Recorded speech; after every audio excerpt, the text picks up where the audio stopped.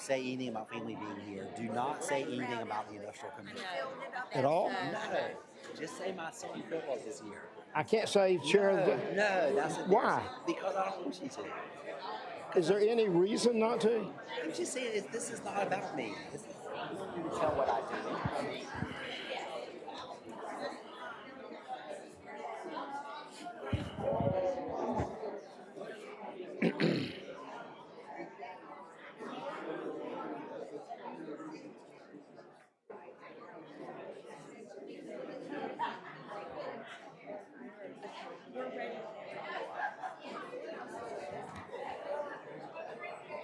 When did he appoint you? When were you appointed to the deputy commissioner? In 2000. Hello, welcome. Hello, welcome to our evening with Carolyn and Jim Hunt and their daughter Rebecca from Rock Ridge. Well, she doesn't live in Rock Ridge.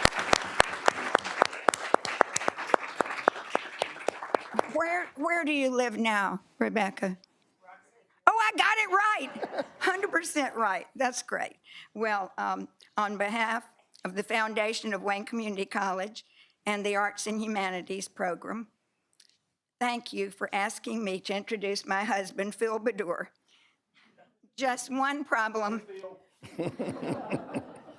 Just one problem. I know too much. I'm so glad that Carolyn came with Jim tonight because she is the leader of the beleaguered cause of politicians' wives everywhere. She was a role model for me in my years as a politician's wife. And we're just tickled to death that y'all are here. Phil Baddour was the oldest of the 4 sons of Louise Farfour and Phil Baddour Sr. They were the first generation born of immigrants from Lebanon who settled in Goldsboro during the early 1900s. Phil's mother was the first graduate of St. Mary's School. Phil studied at St. Mary's School too, and at Goldsboro High School, the University of North Carolina, and the UNC Law School. Phil Sr., Papa Baddour to the family, always referred to UNC as the university. He had 4 sons who attended the university, and it was the university to him. I don't want to get anybody else rankled about all that. Phil earned his Eagle Scout awards, and I'm sure we have all benefited from his leadership skills, though in his adult years, he was prone to take a mattress with him on camping trips. After law school, Phil joined the North Carolina National Guard, where he served for 32 years. In 1994, he was appointed to the rank of colonel and became the staff judge advocate over all of the state guard's lawyers. Phil has practiced law at Baddour, Parker, and Hine and Hale for 55 years this December. His pro bono work has run the gamut from Rotary Club and Jaycees to president of the Area Chamber of Commerce and chairman of the Area Military Affairs and Economic Development Commissions. In 1977, Governor Jim Hunt appointed Phil to the State Board of Economic Development, and in 1981 to the North Carolina Department of Transportation Board. Phil served in the North Carolina House of Representatives for 8 years, beginning in 1992. The last 4 years he served as Majority Leader. After Phil's years in the legislature, Governor Mike Easley appointed him to the State Clean Water Management Board, of which he later became chairman. The North Carolina Advocates for Justice is an organization that has played a big role in Phil's life. He has served as president of AJ and as legislative advisor. And although I was admonished not to list Phil's awards, I must report that he received the Advocates of Justice's highest compliment this year, which was the Founders Award. Our daughter, Helen, who is now a Durham lawyer living in Hillsborough, is deeply involved in AJ's work for justice. We are also very proud of the daily examples set by our two sons, and we're so pleased that our son Philip, raise your hand, Philip Baddour is here, and he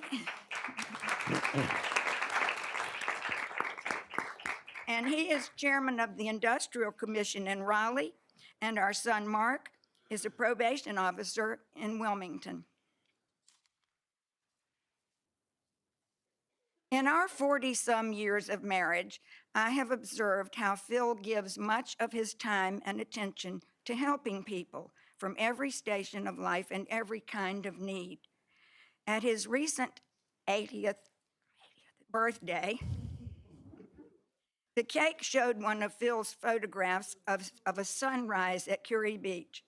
The cake read, "Happy birthday, Phil, 80 years plus."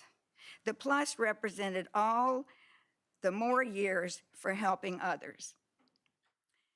Like his mentor, Jim Hunt, Phil is keenly interested in public education. Currently, he is devoted to working with the Wayne County Friends of Public Education and the Foundation's involvement with the UNC Arts and Humanities program. And like Jim Hunt, Phil lives by the words on our North Carolina state seal, to be rather than to seem. Both leaders choose to do something for the good rather than to appear to be someone important, which they are too.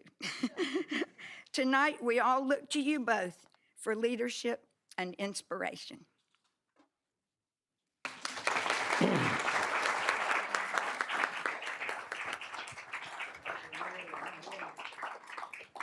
Well, thank you, Margaret. You don't take a chance when they have your wife introduce you. And my mother would have believed every bit of it, too.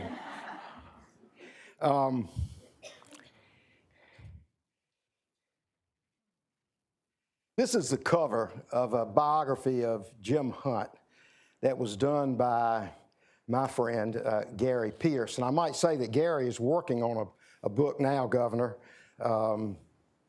about politics in North Carolina. I can't wait to see it. But I should echo Margaret and say how pleased I am that all of you are here tonight at Wayne Community College, an institution that you know that I love. And I would say that our president, Patty Pfeiffer, is here. Patty, we're very proud of you. And Governor Hunt and Carolyn and Rebecca, what a treat to have you here. Now, you know, they didn't have to come too far, though. As the crow flies, Rock Ridge is probably, maybe 20 miles?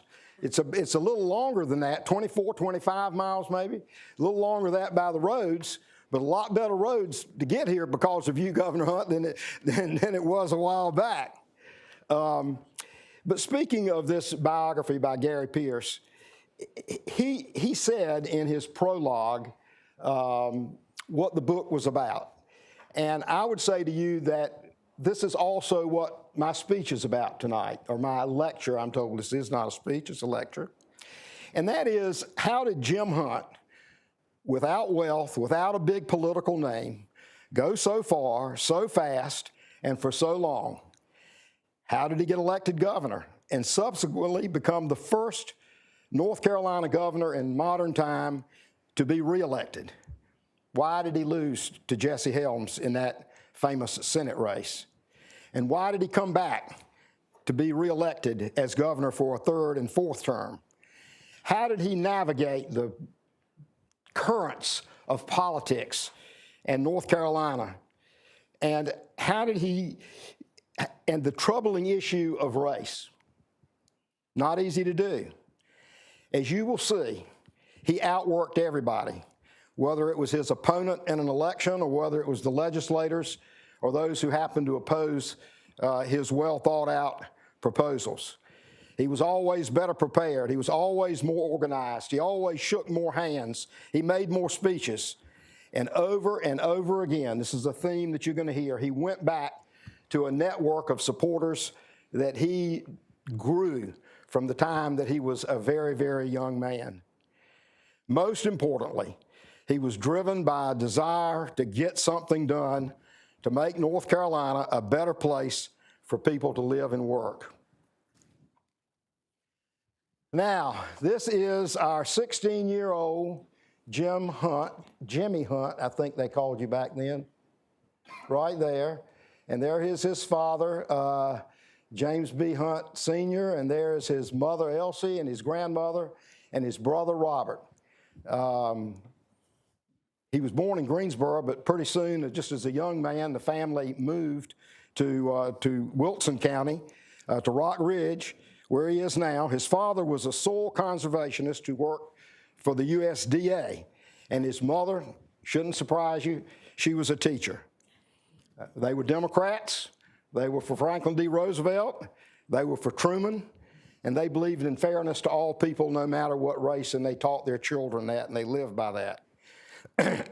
Hunt went to Rock Ridge High School, not a very big high school, Governor, and he played six-man football. And I love this story. He was also in the band. And they tell me that at halftime, with his uniform on, he'd go play in the marching band and play the trumpet and then go back to the football field. I have to tell you, I've never heard of that.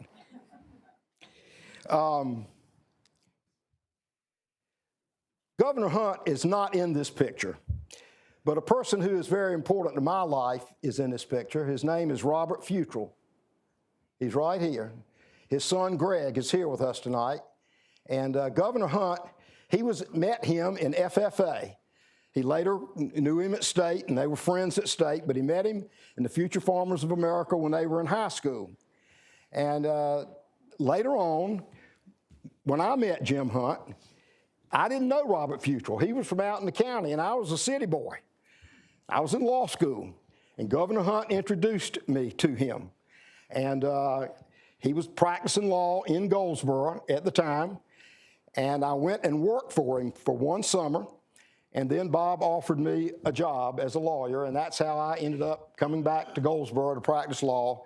He offered me a partnership as Futrell and Baddour.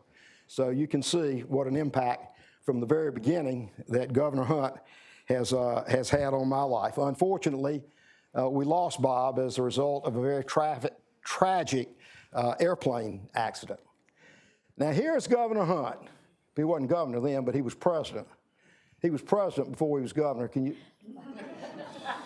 He was president of FFA. And FFA was the beginning of Jim Hunt's politics. He says that this is where he learned parliamentary procedure. This is where he honed his skills as a public speaker.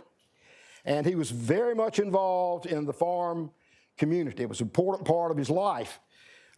In fact, he went to a Grange convention, I'm told, in Ohio, I believe, right, Carolyn? And that's where he was a senior in high school, and that's where he met Carolyn Hunt. So, and that's, you know the rest of the story, but actually I'm going to tell you a little bit more about the rest of the story a little bit later. Okay. So Hunt goes to State, and he began to make his mark. He was student body president not once, but twice. He hitched back and forth to Iowa, to Mingo, Iowa, to see Carolyn for the holidays. And they got married while he was still at State. He graduated from State with a degree in agricultural education and a master's in agricultural economics. And it was, I think, probably his senior year at State that he became involved in Terry Sanford's campaign for governor and organizing students for Terry Sanford, working hard with his dear friend, Phil Carlton. So after that, he decided that he wanted, after getting his master's, he went to law school at Carolina. In his third year of law school in 1964, Jim Hunt was head of an organization called Students for Pryor. And I was involved in student government. I did not know Jim Hunt, but we were introduced, and he invited me, asked me if I would organize the schools, colleges in the middle part of the state for Richardson Pryor. And I eagerly agreed to do that. That was my first entry into, I was involved in student politics, but not involved in the real politics. So that's how I got to know Jim Hunt. Now I want to tell you a little story that's in this book, by the way. Jim invited me to go to a meeting with him at the Carolina Hotel of the prior campaign. And it was a small group of people, probably maybe 10 or 15 people there. Now, the head of the campaign, the announced manager of the campaign, was an accountant from Raleigh. But the person presiding at the meeting was Burt Bennett. Now, Burt Bennett was a very important man in politics, North Carolina, and to Jim Hunt and to me. He was the manager of the Terry Sanford campaign. And so he was up there, and there was no question of who was running that show. It was Burt Bennett. And Governor, about 3 or 4 days after the meeting, I got a handwritten note from Burt Bennett welcoming me to be part of the team. And let me tell you, at that point, this Carolina student was hooked. If I wasn't before, I became a devotee of Burt Bennett and Jim Hunt. And now there is a Goldsboro connection. I don't know if you're aware of this, Governor, but first of all of Burt Bennett's children were involved in Governor Hunt's campaigns, and a number of them when he was governor, when he was serving as governor. But one of his sons, Graham Bennett, his daughter married Sam Metzler, and the Metzlers are from Goldsboro. And I don't know if any of them are here tonight, but they've certainly been involved in politics with me, a great family. I'll tell you a funny little story. Graham, as he would have been expected to do, his son was in law school at Carolina. And so he called me up, and he said he wanted to tell me about this young man. They weren't married, they were dating then. And he wanted to tell me about him and how good he was. I said, it's too late. You're too late, I've already hired him. So I had hired him for the summer, for a summer internship job. Well, at any rate, Governor Hunt finished law school, and it's not a secret. I'm not trying to embarrass him. He'd been involved in politics so much, and that, by the way, as you know, Rich Pryor did not win that race, a tremendous disappointment. But he finished law school, and he did not pass the bar. It was one of the few real disappointments, I think, in his life. But Governor, I was thinking about this today. You do not know how many parents have been able to say to their children that didn't pass the bar, don't feel bad about it, Governor Hunt didn't pass the bar. Well, you think about it. Look what has happened. Look what he has done. Look what he has made of his life. So don't you be disappointed. You can come back and you can pass it and you can be a success. We laugh about it, but actually it's a pretty important thing, and a way that you didn't intend to be an example, but turned out to be a wonderful example for a tremendous amount of people. So anyhow, what was he going to do? Well, you know, Governor Hunt's always been about service. He had, I think, a professor at State, somebody that had a connection with the Ford Foundation, and he and Carolyn were invited to go to Nepal, the government of Nepal, to serve as an economic advisor to the government of Nepal. And that's what they did for 2 years with, I think, 2 children in tow, right? And Rebecca was there, and Baxter was there, and if I understand it correctly, Rachel was actually born in Nepal. So I don't know. I want to hear about you going back there sometime, Governor. We'll talk about that sometime later. But at any rate, when he came back after 2 years in Nepal, he went back to Wilson to practice law with Kirby. And Russell Kirby, who was a state senator. And, you know, he did all the things that you do when you were a young lawyer going to a town, being involved in the JCs and the clubs and all of that. But he got into politics pretty fast. Back then, the young Democrats were pretty important in the Democratic Party. And he ran for and was elected YDC president in 1967. And you won't remember this, but I do. I happened to be at that time the secretary of the state YDC, which that was a position they gave to a college student. And I was a third-year law student, and I called the roll of the counties when you were elected president of the statewide EC. Never told you that before. It was there that Governor Hunt began meeting people all over the state and began to develop friendships that have stayed with him all of his life. I mean, that was, I think, one of the very beginnings of that. Actually, it wasn't the beginning. The beginning would have been at State and with students for Pryor and students for Sanford. But let's just say that even expanded more with the YDC. But I can remember in 1971 or 72 late, when I was back here in Goldsboro receiving a phone call. You know, sometimes there are events when you remember where you were. I don't remember where in the world I was when I learned Jim Hunt was going to run for any of the times he ran for governor or Senate, but I remember exactly where I was when he called me up and told me that he was running for lieutenant governor. When I looked, this was how old were you, 34, 35? He was 35 when he got elected, and he'd never held office before. But you know what? I had no doubt in my mind that he would win, that he would get elected. I had that much faith and confidence in him, and he had that way of making you believe in him and making you believe in yourself. And I think that was a lot because we believed in the same things, we stood for the same things, and we wanted the same things for the state of North Carolina. And you just had this feeling that here was a man that could do it. Governor, I have a memory of going to a meeting at the Ramada Inn. That's where Burt Bennett in Burlington, which was in the middle of the state.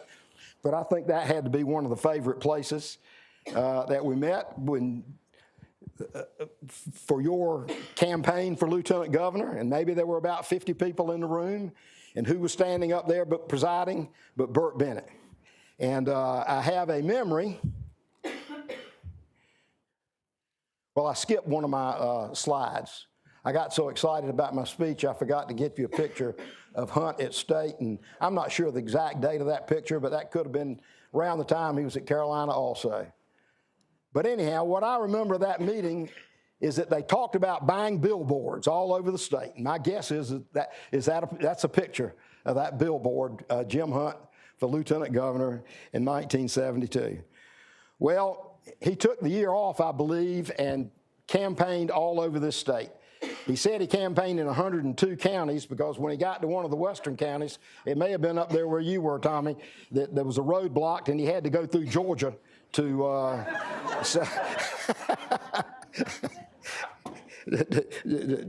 get to all of them. So he built his campaign organization building on what they call the Sanford Keys. That was Burt Bennett's name for the key person in the area or in the county. The Sanford Keys, the Pryor Keys, and he developed the Jim Hunt Keys. And Burt Bennett was very much involved in the campaign, and so certainly for the most part, the Sanford organization was with him. He won the Democratic primary, 46%. The next person had 26% and decided not to call a runoff. This is Hunt as lieutenant governor in 1993. Now here's this young man, 35 years old, that goes to the Senate, and you got these older senators. Fortunately, Russell Kirby was there, and I think Eddie Knox was there, so you certainly knew a lot of people there. But Jim Hunt was the first full-time lieutenant governor. The Constitution had changed, and they made the lieutenant governor a position, now a full-time position. Now you understand that the House and the Senate set their own rules.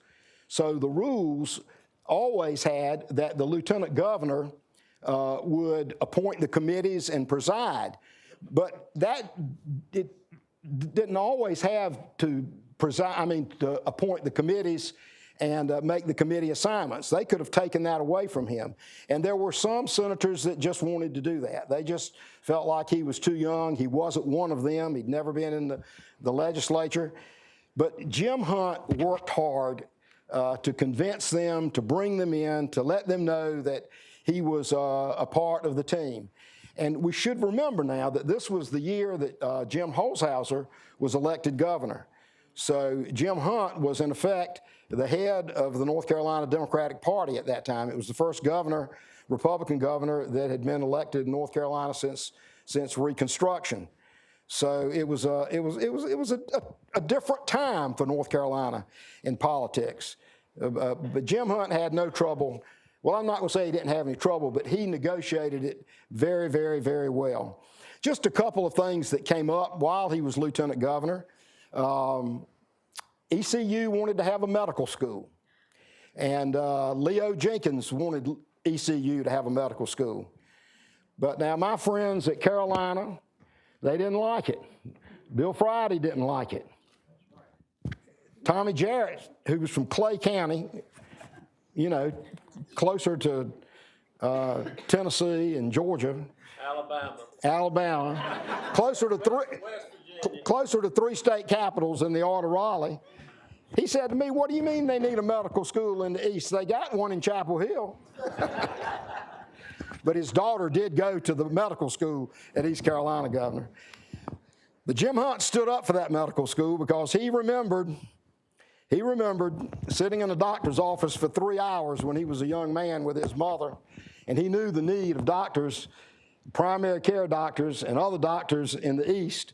And he saw that. We've all now come to think that was a great decision and to love it. And by the way, he and President Friday ended up becoming great friends and colleagues. Jim Hunt and Governor Holshouser got along pretty well, actually. Governor Holshouser, of course, is a very decent man, and they had a lot of the same thoughts about what they wanted for North Carolina. They worked together to expand the 5-year-old kindergarten program. He did have one disappointment. He supported the Equal Rights Amendment, but that never could get past the legislature. Then he made the decision, as everybody expected him to do, to run for governor in 1977. And again, he put together the organization. He organized teachers, he organized women, he organized farmers. You know, every county had a farmers for Hunt, a teachers for Hunt. They all had their keys. He ran a modern campaign with political consultants and polls. Now, he had 3 Democratic opponents in that race, and one of them was Tommy Strickland, who was a senator from Goldsboro. So it was a little difficult here for some of us in Goldsboro, but Governor, I didn't ever waver about that. We were always for you. My friend Wilbur Shirley, however, was for Tommy Strickland. We weren't such great friends back then, but he was for Tommy Strickland. But once Governor Hunt ran the primary, I went to Wilbur, as I had been taught to do, invited him in to become a part of Governor Hunt's campaign, and Wilbur Shirley became one of Governor Hunt's best supporters for every campaign thereafter. So that meant a lot to me and continues to mean a lot to me. And he won that race against David Flaherty with 65% of the vote. Now, here we got Governor Hunt presiding. He's looking at, I guess you're looking at the board to see how the votes are going. Okay. So, he became governor. Jimmy Carter was elected president. Robert Morgan had been elected senator, I think, 2 years before. And that was a good year for Democrats at that time. Here's Governor Hunt in the governor's mansion. I think that's a little bit of a posed picture, but it does say something. It does say something about where his priorities were, and always have been, and that's with education and with the children. And emphasizing one phase of education or the other has always been his priority. But I'm going to tell you, he had a whirlwind of a first term. First of all, he brought blacks and women into government like in numbers that had never been seen before. He appointed Howard Lee as Secretary of Natural Resources, Sarah Morrow, Secretary of, Howard Lee was, Natural Resources, Sarah Morrow, Human Resources, and Sarah Hodgkins, cultural resources. He appointed women and minorities to boards and commissions and to judgeships. And he appointed me to the Board of Economic Development, as Margaret told you about, which I was very glad to serve on, and a young man myself at that time in my mid-30s, and got to meet a lot of people over the state, and I was certainly glad to have that opportunity. One of Governor Hunt's, and he ran on this, of course, he ran on the education platform, but one of the big things that he was able to accomplish was putting reading aids and reduced class size and reading aids in grades 1, 2, and 3, because it was pretty obvious. I think there had been some studies or testing that showed that our third grade students were not reading up to standard. And he was also a big proponent of testing. You know, his point was if you didn't test, you could just about get away with anything because you just didn't really know whether you were accomplishing anything or not. He increased penalties for violent crimes and combined stricter punishment with prevention programs. He got a $300 million highway bond on the ballot, and it passed, and they passed a constitutional amendment to allow the governor to succeed himself with bipartisan support. Now, those two things, let me just tell you that they would not have passed if Jim Hunt had not worked and convinced the legislature with all of his might, and they wouldn't have passed the people if he had not energized his keys, his people, the people who supported him throughout the state. If he hadn't made speeches all over the state and have them make speeches all over the state. Jim Hunt knew that these things just didn't happen. You didn't just say, this is my program and I'm the governor and I'd like to see you do it. You had to work at it, and he worked and worked every single angle. He also recognized that we were having a decline in textiles and furniture, and he put an emphasis on high-tech jobs, trade missions to China, Japan, and Europe, all out in recruiting. He was criticized for recruiting Philip Morris, which brought thousands of jobs because it had a union, but he did not let that deter him. He established the Microelectronics Center in North Carolina, again, to promote that kind of industry in North Carolina. And by the way, our own Myra Best is now serving on that board. In his second term, he established the North Carolina Biological Center. And North Carolina, as you know, partly because of that, I think it works as an incubator, among other things. We have seen a booming success in the pharmaceutical industry in North Carolina. Here's a quote from the book I want to give you. Amid the social tremors of the times, Hunt's instinct was always to search for stable or middle ground. He was cautious and careful, constantly calculating how far he could go politically. Because of where he came from, he understood people who resisted change. Because of where he wanted to go, he saw the need for it. His ability to see and to talk with both sides was a political asset. It was a philosophy that I would call, that some of us would call moderate now, progressively moderate, a leader who is able to lead the people, to take them in a direction, but has a sense of how far you can go and how fast you can go. And that's the way, after all, that you're able to get things accomplished. He was an education governor, but he always emphasized the connection between education and jobs and the economy.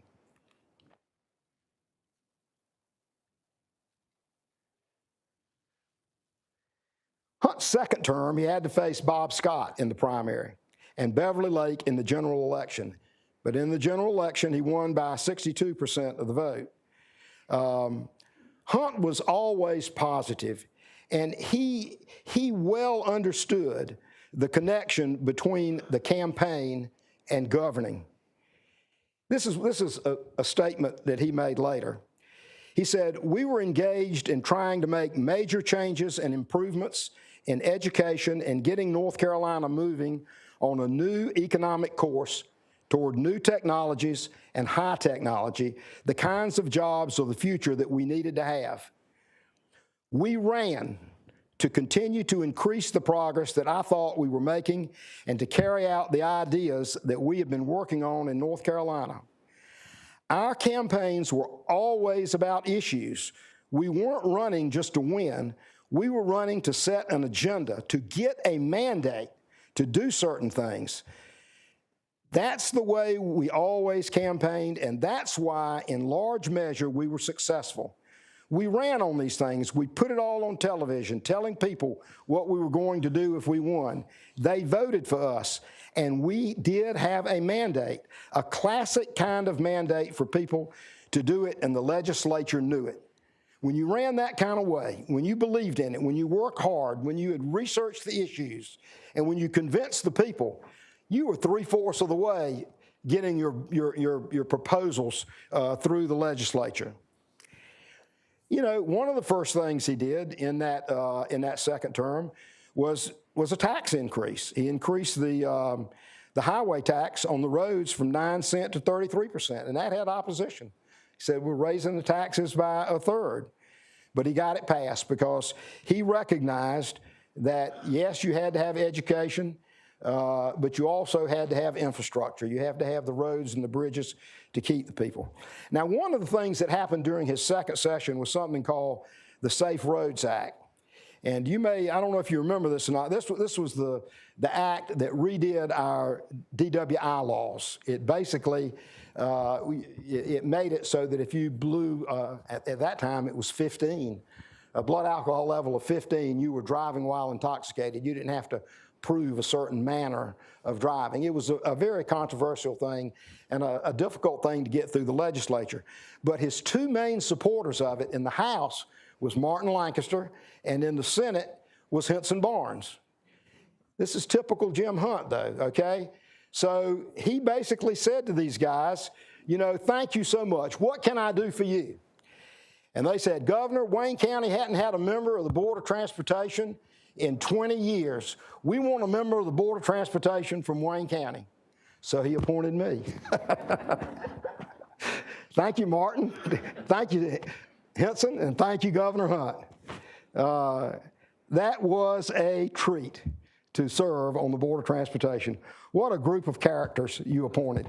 We'll talk about that some other time. But one of them, by the way, was Mark Bassnight, who never wore socks or a tie. I'll just tell you that.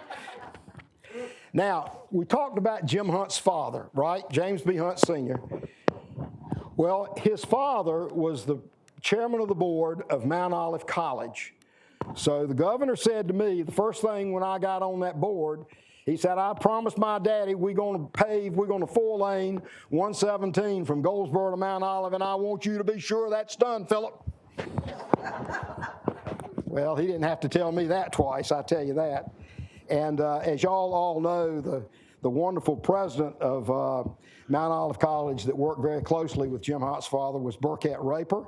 And I'm happy to tell you that his wife, Rose Raper, is here with us tonight.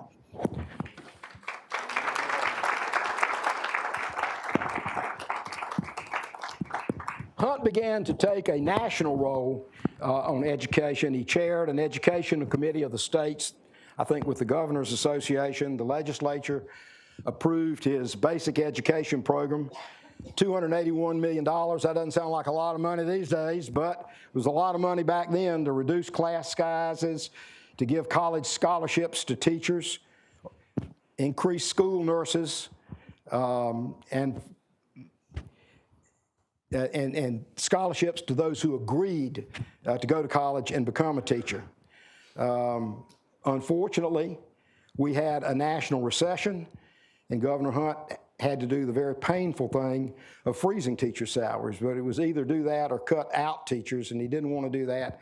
So he just had to make the tough decision, and it cost him some politically. He got back fine with the teachers later, but that was a little bit of a rough road. Also, Governor, do you remember now that was the time of the 400th anniversary of the Lost Colony, and you appointed our own Lindsey Warren to be the chairman of it. And with you and Carolyn, y'all went to Plymouth in England, and I want you to know someone in this room was on that trip, It's Adrienne Northington, who is the daughter of Lindsay Warren. Where are you, Adrienne? And you went? Okay, and Nancy Norwood went. I'm sorry, thank you, Nancy. And John went. Fantastic, I didn't know that. So glad you told me that. Okay. Now, there's Jimmy Carter again. Now, here's a little story here. When Jimmy Carter was president, Pope Paul came to visit the United States in 1979. Well, Governor Hunt knew that I was this Catholic back here in Wayne County. So they called me up and invited me to go up to Washington, D.C., to be one of the representatives from North Carolina, to go up there and hear the Pope. Margaret and I went. We had a great time. I just had to tell you about that. Well, after success and a high degree of popularity and approval, Governor Hunt was really riding high, and he decided to make the famous run for the United States Senate against Jesse Helms, who had been senator, who was affectionately known as being against almost everything. But for people like Phil Baddour and those who were supporting Jim Hunt, it was the old South versus the new South, progress versus reaction, some would say good versus evil. In 1983, the Helms campaign, this was a year before, started running ads. Where do you stand, Jim Hunt?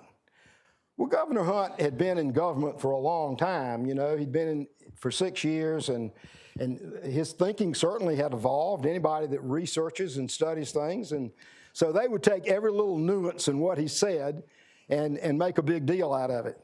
And that became where do you stand, Jim Hunt? Now, I've got a story that Nancy Norwood told me. She probably forgets it. But, John, it came from you. John Norwood, who's back there, Nancy's son, and my son, Philip, were born just days apart, and they were at Goldsboro High School. And Nancy called me to tell me that John had told her that Philip had given a speech. And in that speech, Philip had said, where do you stand, Jesse Helms? I know where you stand, in the way. Good speech, Philip. They could have probably used that on a TV ad, Governor. Race became an issue, largely around, not only, but largely around the Martin Luther King holiday. Now, the Martin Luther King holiday had passed nationally. And by the U.S. House, I think, overwhelmingly, and really by the Senate, it was supported by the Republican leadership. It passed the Senate 72-12, but Jesse was one of the 12, and he had filibustered against it. When Hunt was told by one of his advisors that the issue could cause him to lose the election, Hunt shot back hardly without thinking, but he meant it. Well, in that case, I'll just have to lose, because he was in favor of it. They put out photos. I think maybe Governor Hunt had been to some conference with Jesse Jackson, you know, pictures with Jesse Jackson's sitting next to each other. But then we had the famous Hunt-Helms, excuse me,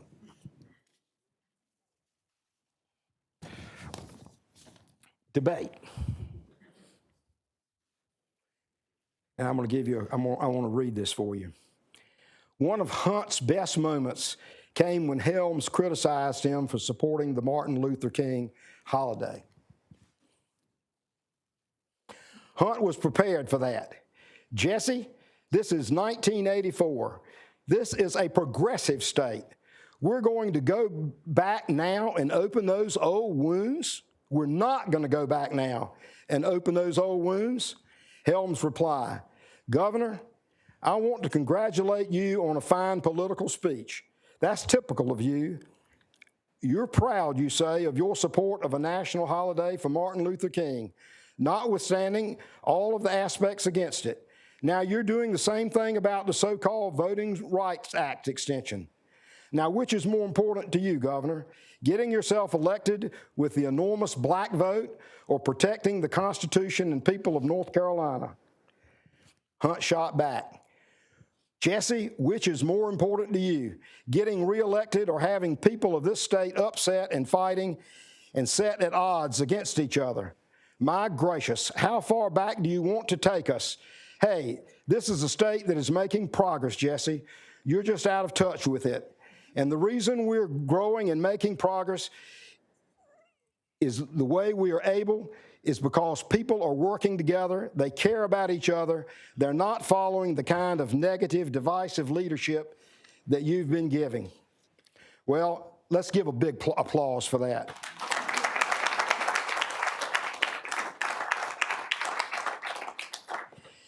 The campaign itself was divided about negative ads, and some of the supporters, a lot of supporters, thought that it should hit back harder. Some of them wanted to stay positive. And the campaign staff, I'm told, was divided the same way.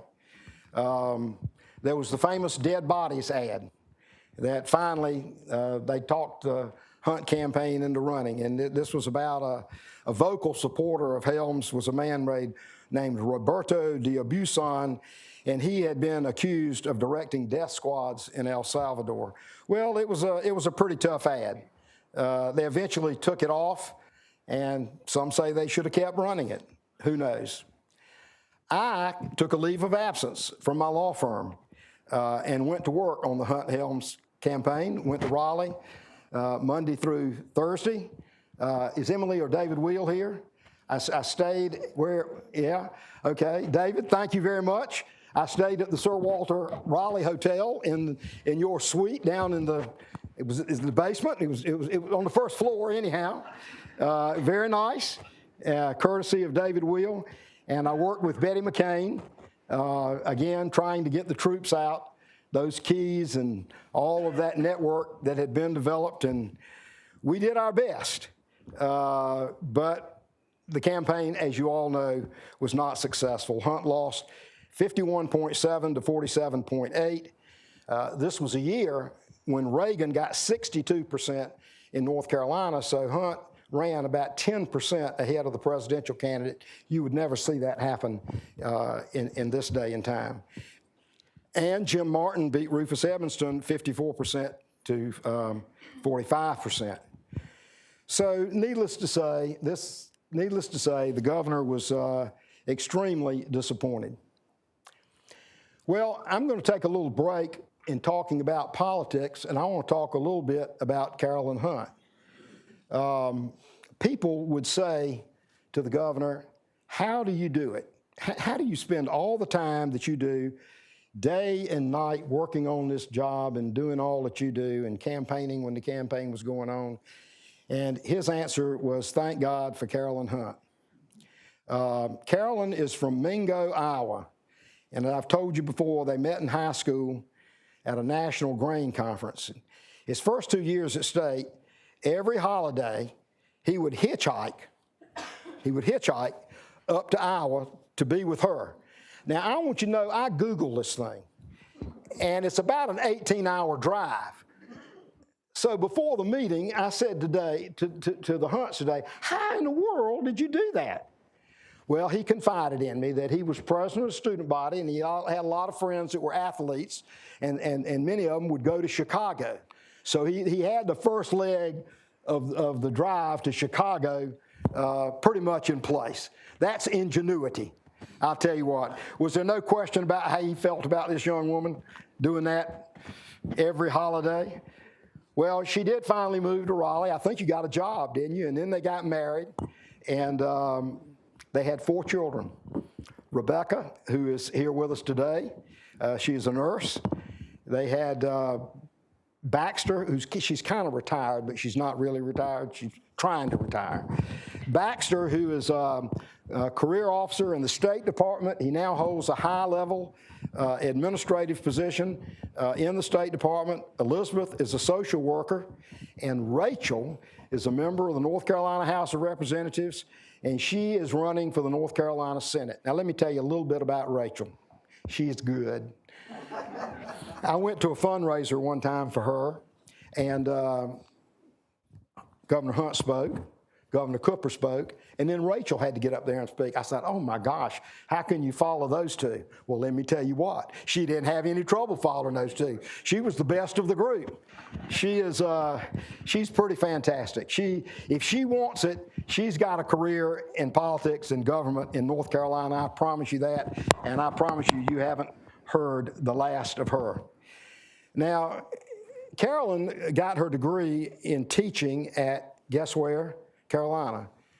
She had to drop out of school, but she went back and got her teaching degree, I think the same day you got your law degree. She was a school volunteer, I don't know, how many years? 45 years?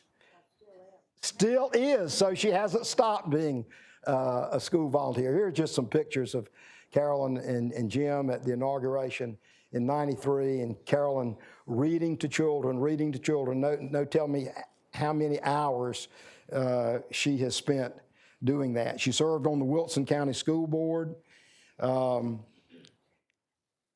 me tell you this about Carolyn Hunt. I know this from talking with her.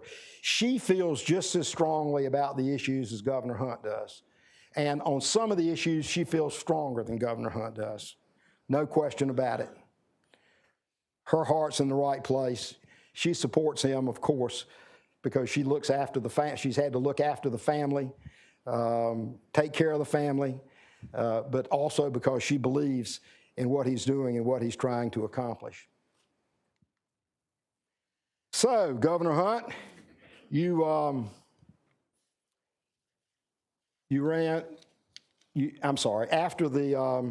after that race, you had to decide what to do.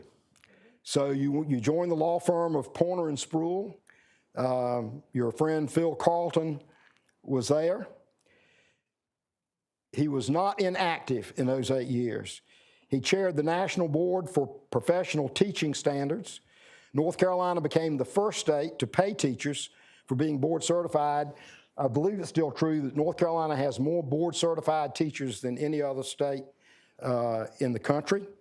In 1986, at the urging of state's chancellor, he formed the Emerging Issues Forum, which brought outstanding speakers to North Carolina to discuss cutting-edge issues. Such people as Ross Perot, Jimmy Carter, Bill Clinton, Paul Volcker, Jay Rockefeller, Al Gore, and Carl Sagan over the years have come. And the Emerging Issues Forum is still alive and well and quite an institution. I'm sure the seeds were there, but early childhood education became a passion for Jim Hunt. He coupled the need for better teaching and became a believer in starting earlier. He ran for his third term for governor against Lieutenant Governor Jim Gardner.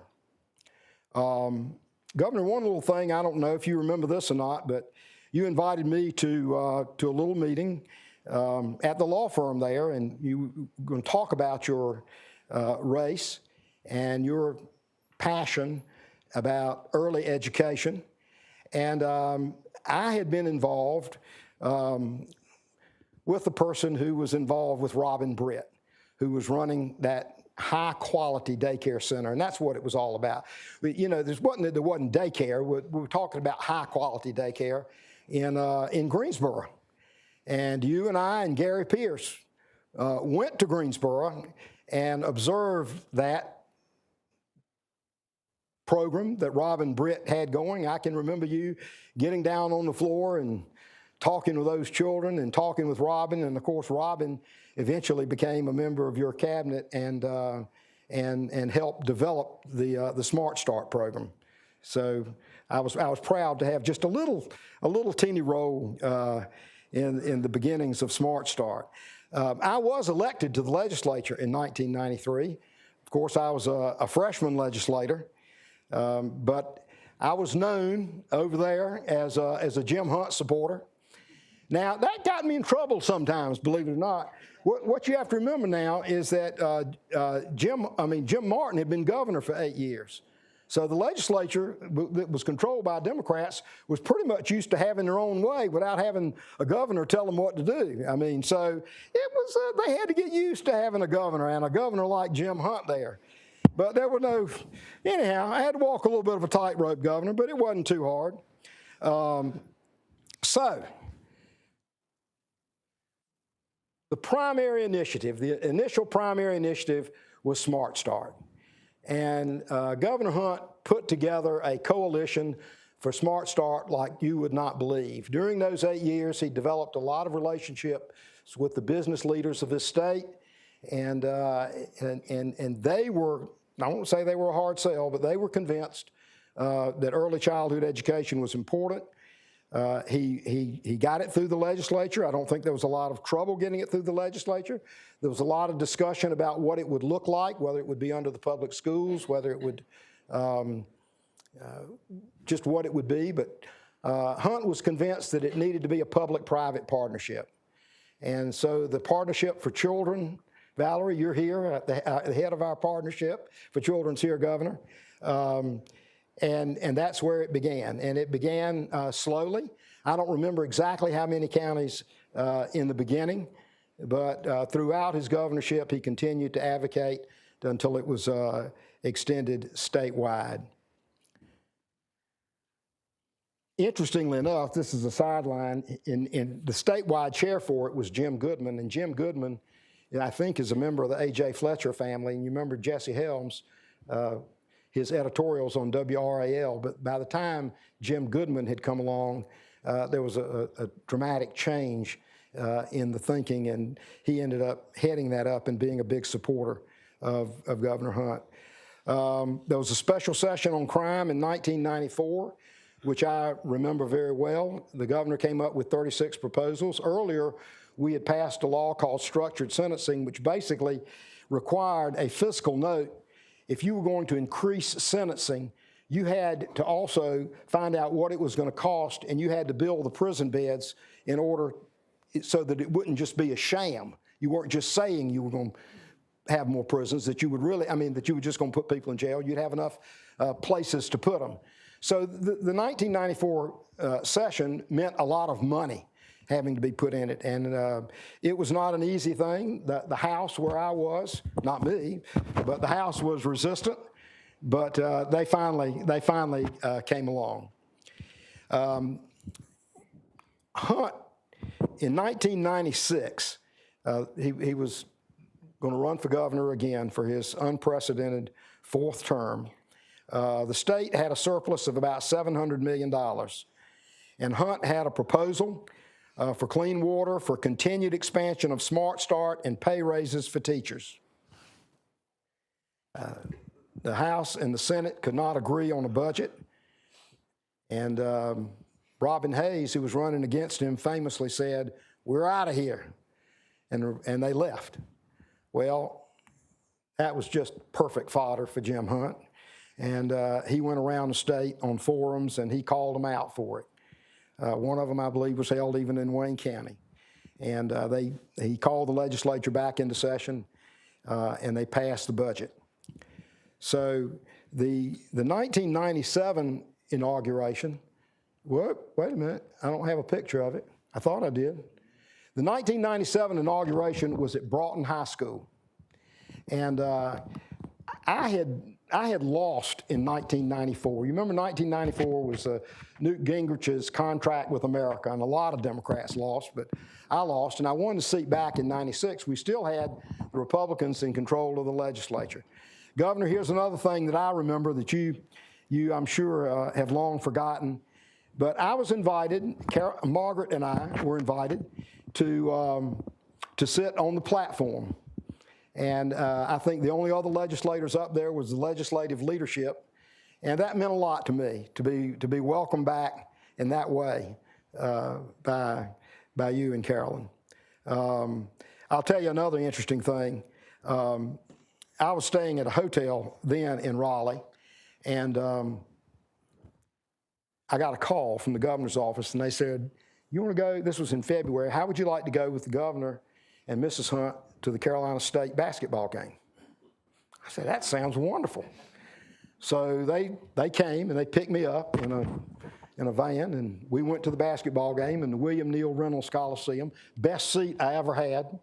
You know, it's a small coliseum, and we were right down the front row, the overhang, and Wendell Murphy was over there on one side. And, you know, here I am, the only Carolina fan probably in the whole place. I could see my brother. He was down there behind the seat, but he was the athletic director. There weren't 10 people from Carolina there. Well, State led the whole game. Okay, they led the whole game, but right at the end of the game, and I looked it up, they had a player, I guess he was a guard, Benjamin, so we were behind 1 point, and he got trapped, and he lost the ball, 12 seconds left, Carolina got the ball, scored, and won 45-44. Well, here I am, the Carolina fan, I could not even cheer. I couldn't say a thing. I just had to sit there and be quiet. That was one of the hardest things I've ever done. But I remember that Carolyn Hunt wasn't very happy with the outcome. Now, Carolyn Hunt, she did graduate from Carolina, but she is a State fan. She's about as good a State fan as you can have. But I want to tell you what kind of a friend Jim Hunt is. He's a State fan too, but I want you to see what kind of tie he's got on today. He's got his Carolina tie on today. He told me he did that just for me. Okay, so this is 1998, and by that time we had, with Governor Hunt's help, by the way, I never had a big fundraiser in Wayne County that Governor Hunt didn't come and support me. So I won, I got back in. Well, I was already in, I was reelected. But I was at that time kind of working with Jim Black, who was the minority leader at the time, and we put together the campaign, and Hunt gave us a lot of help, but we took back the House very, very narrowly. We took back the House, and I became the majority leader. So you see that Hunt agenda for North Carolina 2000? Let me tell you, Governor Hunt, he's focused, man. He's driven. This is what he what he reminded you of. Anyhow, they were all there, and that's a picture that sits on right behind my desk, Governor. So, I remember it well. One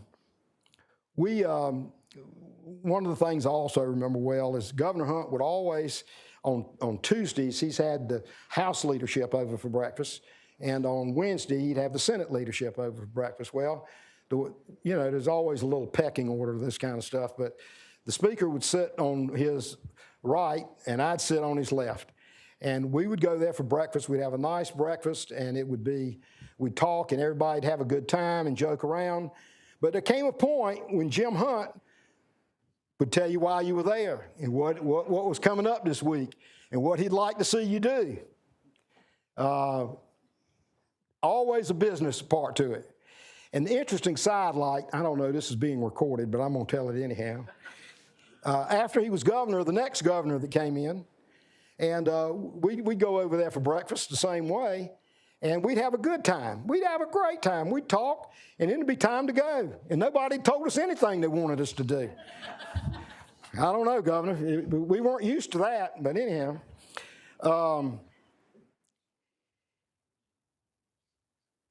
Hunt's initiative in his last term included in passing an incentives law to attract industry.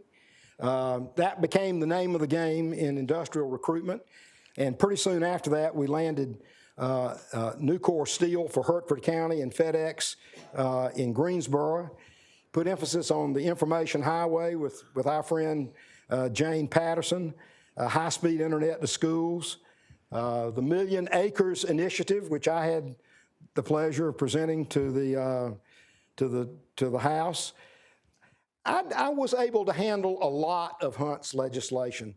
The way it was that the House was really close. and in terms of its votes. And you couldn't always count on all the Democratic votes. So typically, the bills would run in the Senate first.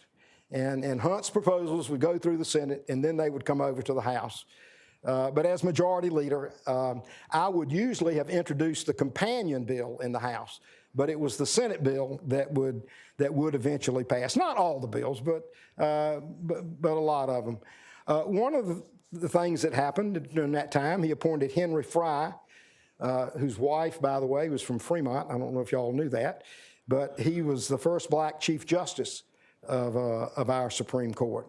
In September of 1999, we had Hurricane Floyd. Y'all all remember that, the worst hurricane in the history of North Carolina. We had a special session to approve $800 million in disaster assistance. It was a disaster for our area and for Wayne County, particularly in the Seven Springs area. One of the things I skipped over, I should have talked about, I don't know if it's Dave Taylor here. There was a special session for the Children's Health Insurance Program that, Governor, that you promoted, and Dave Taylor was a big state leader, even a national leader in pediatrics, and promoted that bill very hard. And with his help, you got that bill passed. By the time Governor Hunt left office in 2001, the office of the governor had fundamentally been reshaped by the ability of the governor to succeed himself, by the governor having the veto power. Maybe I forgot to say that earlier, but that was proposed by Governor Hunt. He never used the veto power, however. I thought about that today, though, Governor. I think if you were governor now and where Governor Cooper is, I'm going to guess that you would have used it a few times just as he has had to. So, but we made great strides forward in economic development. Towards the end of his term, he wrote a book about education. After he left the governor's office, the Emerging Issues Forum has continued to flourish. He founded the James B. Hunt Institute for Educational Leadership that focused on educating governors and leaders across the nation to improving education, and that institution is alive and going well. And I'm happy to tell you that my niece, who is here today, Kristen Baddour, works in a very important role in that. She got her start with that institute as an intern, and then went to work for the National Governors Association and others, and they hired her back here. So Kristen's here to hear that, and I want you to meet her before we leave. It's said that there are two kinds of politicians: those who want to do something, and those who want to be something, and those who want to do something. Hunt understood that you had to be elected, that you had to be something in order to do something, and he balanced that, I think, very well.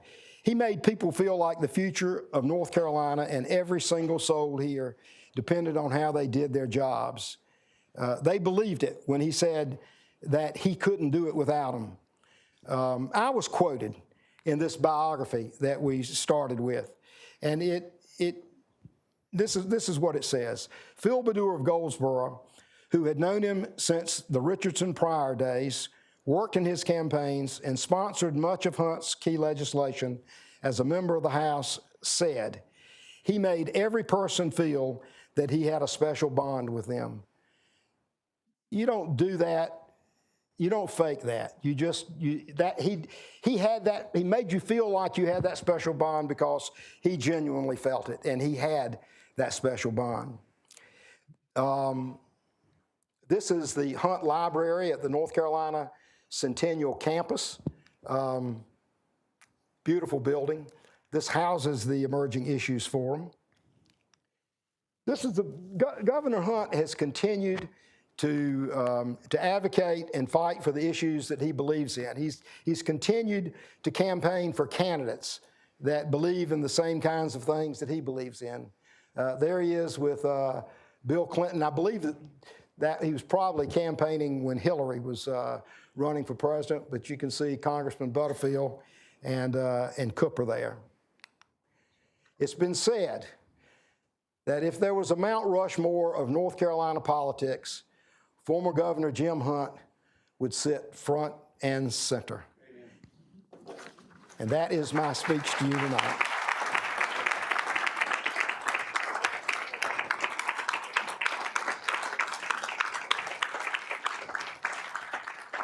I'm a little over, but Adrian? Does anyone have any questions? I'll bring the there you mic go. to you.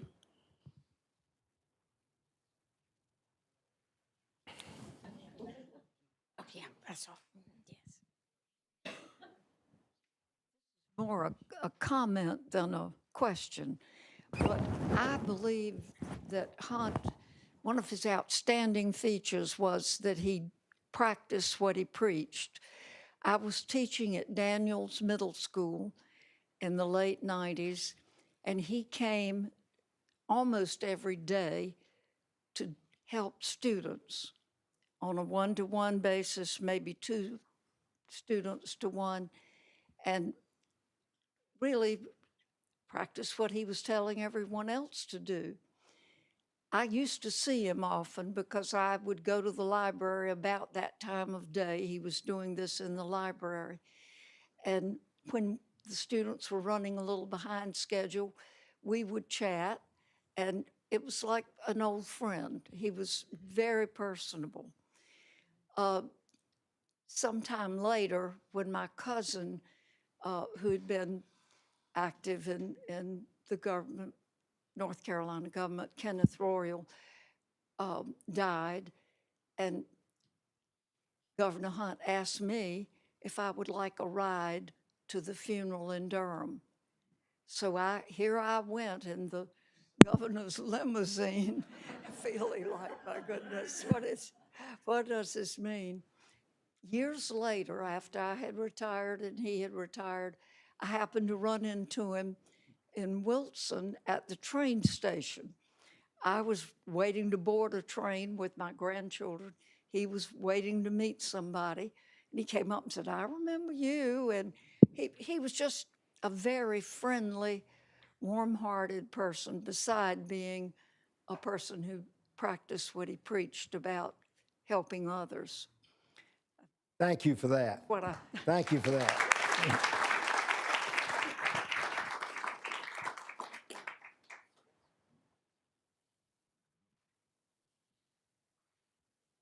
I probably don't need the mic. I'll just use my teacher's voice. I want to speak in praise of Carolyn Hunt, because Goldsboro was one of the front runners in establishing a school for developmentally disabled children. And at First Presbyterian Church, and then Rocky Road to be. I remember the day she visited the Walnut School, and it just was such a morale boost for all of us. I think having their children with these developmentally disabled children.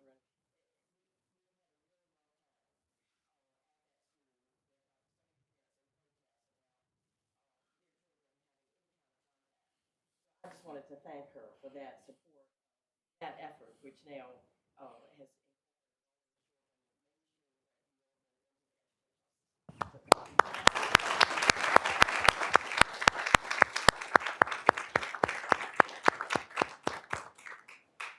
Anyone else?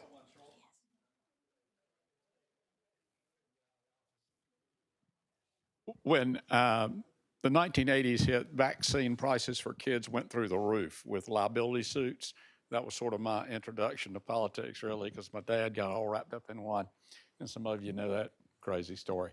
But anyway, long story short, people were leaving their offices, their doctor's offices, saying they were going to the health department to get free vaccine when the price went up so high.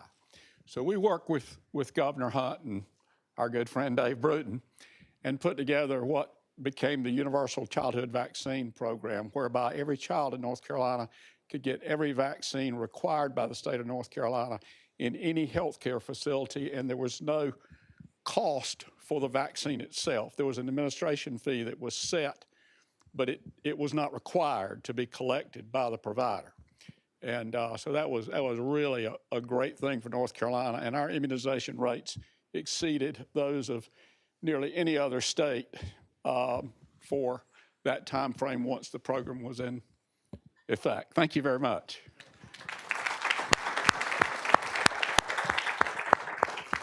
Probably have time for one more. Anyone else?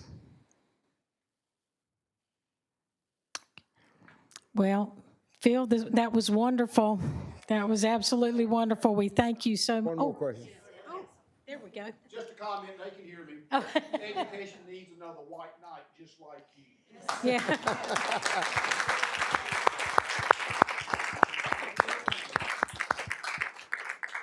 So does crime. We thank you so much, Governor Hunt and Carolyn, for coming tonight. And Phil, that was just a wonderful presentation. We have one more in the series. And if you'll come join us next Monday, this time it will be in Moffett Auditorium and at 5:30 on Monday. And that will be Dr. Roy Heidecker, and he will be discussing the Battle of Waterloo, and that will finish us for the season. Y'all have a great night.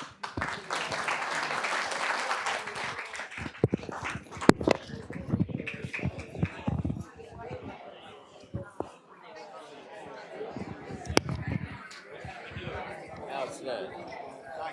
I hope I didn't bore you too much. No, it was good.